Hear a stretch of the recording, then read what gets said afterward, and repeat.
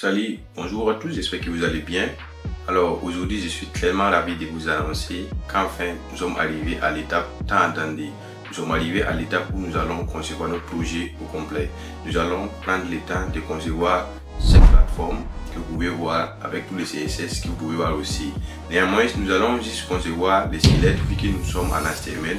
Par la suite, quand on va arriver au niveau des playlists du CSS, nous allons aussi revenir encore sur ce projet et ajouter les CSS qu'il faut pour obtenir ce résultat final que vous voyez en haut de moi. Prenez vraiment votre temps, le temps qu'il faut. Vous pouvez même diminuer la vitesse de la vidéo. Vous pouvez par la suite même revenir en arrière et revoir pour vraiment arriver à concevoir cette même plateforme avec moi.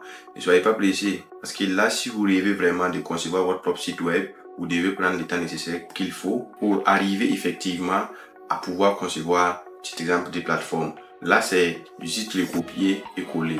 Mais imaginez-vous un jour si vous devez aussi concevoir votre propre plateforme, rêvez par vous-même, imaginez par vous-même. Donc, prenons le temps ensemble, allons-y et let's go! Juste un petit tips pour ceux-là qui sont tellement intéressés. N'oubliez pas que nous avons toujours notre chaîne Telegram qui est là. Donc venez rapidement sur la chaîne Telegram parce que je vais aussi publier tous ces fichiers. Je vous conseille, ne copiez pas les fichiers directement. Essayez de coder par vous-même. Par la suite, vous pouvez copier le fichier et voir vos erreurs. Pour tout ce qui est de ces projets, nous allons créer tout un dossier complet. Nous n'allons pas utiliser l'ancien dossier sur lequel nous créons des fichiers différents pour ça qu'il demande de l'HTML.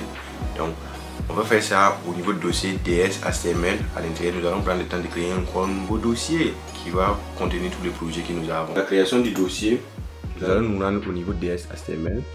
Voilà.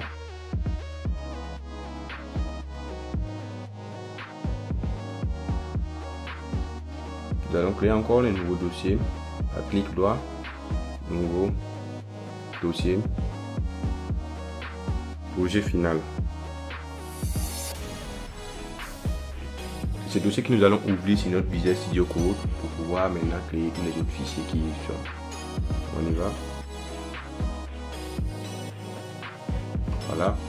Vas-y, glisser et déposer, vous pouvez avoir votre projet final qui est là. Donc, dans l'intérieur de ce projet, nous allons maintenant aller rapidement avec notre fichier index.html. Je vais aussi créer un dossier pour regrouper toutes les images dans images. Et aussi un dossier pour contenir tout notre CSS et aussi un dossier pour contenir tout notre script. Donc ce serait des fichiers vides dès ces premiers instants, mais lorsque nous allons arriver à la suite des autres playlists, nous allons bien sûr avoir tout le reste de ces scripts. D'abord, prenons le temps de faire une visite guidée sur notre plateforme en général.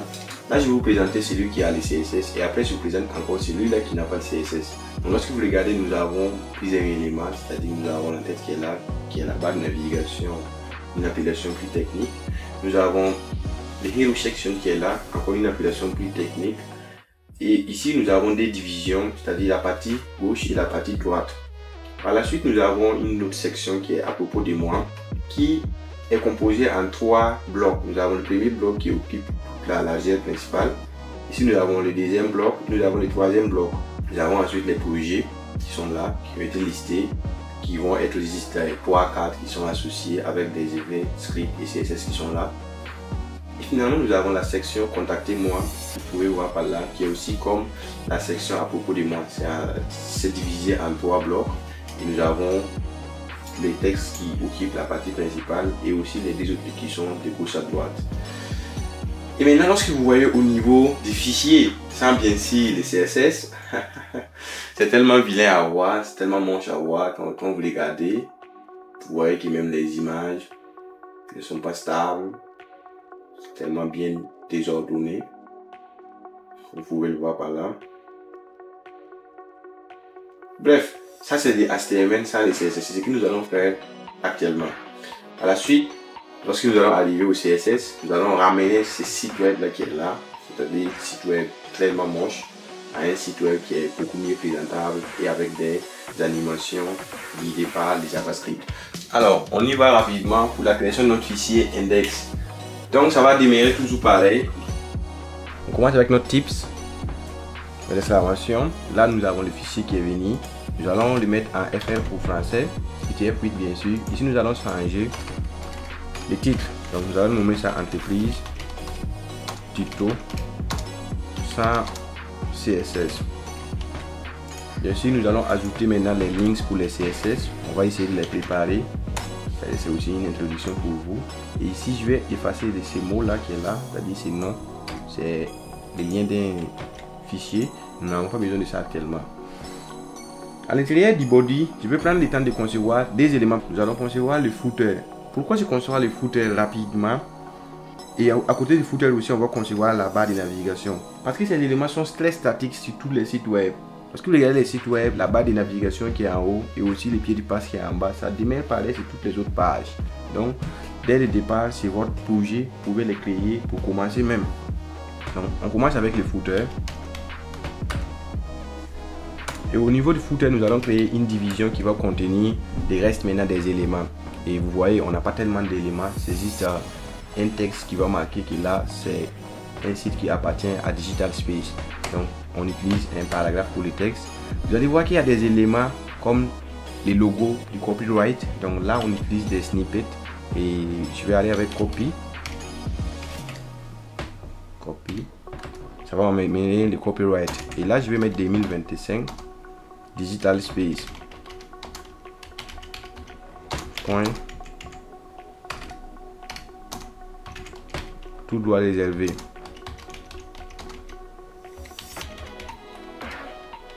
C'est une manière bien sûr d'écrire, sinon vous avez des droits sur ces fichiers quand je vous l'envoie bien sûr. Là nous avons notre footer. On revient maintenant créer notre barre de navigation. Laissez-moi vous présenter le footer et vous aurez une idée de ce qu'il en est. Voici bien sûr le footer, c'est ce que nous venons de créer dans notre projet. Lorsque nous les partons et on exécute l'affichage de notre projet, on y va, Open with Live Server.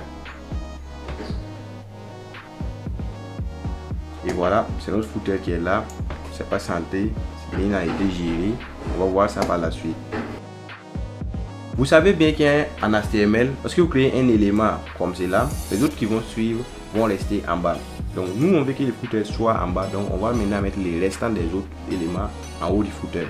Donc on revient. Et quel est l'élément principal aussi qui ne change pas sur les pages, presque pas toutes les pages? Donc c'est la barre de navigation.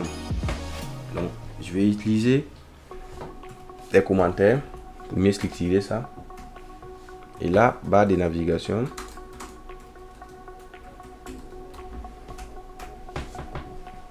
Et voici notre barre de navigation sur les sites web avec les CSS. Donc nous avons un titre ici, Digital Space.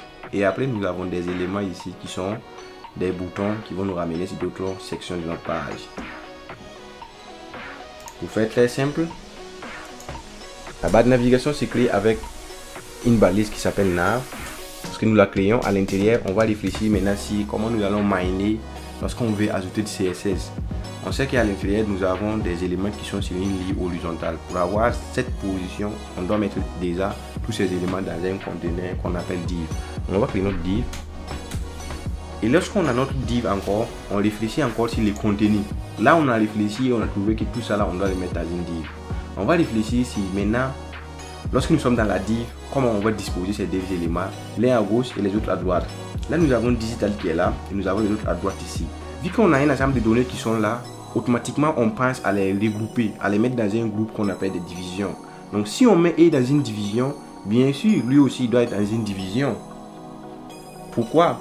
Parce que dans les CSS, lorsque vous voulez adresser la parole à votre HTML pour dire cet élément X, mets-toi à droite, cet élément Y, mets-toi à gauche.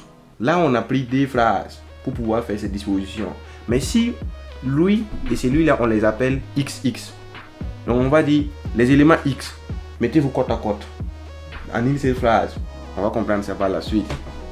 Donc créons des divisions qui vont regrouper ces deux. Donc div. Et dans cette première division, nous allons avoir tout simplement notre logo, c'est-à-dire notre Digital Space. Je vais aller avec A. On va mettre A pourquoi? Parce qu'on veut que ce soit un lien. Lorsque vous cliquez, vous revenez sur la page Home. Donc, digital. On va juste garder ça en digital. Au niveau de notre ancrage, c'est quoi les ancrages? Ce sont des éléments que nous mettons dans notre HTML pour permettre d'identifier un élément sur l'HTML. Là, nous allons le mettre en Home. vous allez bien maîtriser cette notion d'ancrage quand on va arriver au niveau des sections. Et voilà, nous venons d'avoir notre division pour les logos. Je vais créer des commentaires pour les blocs right side.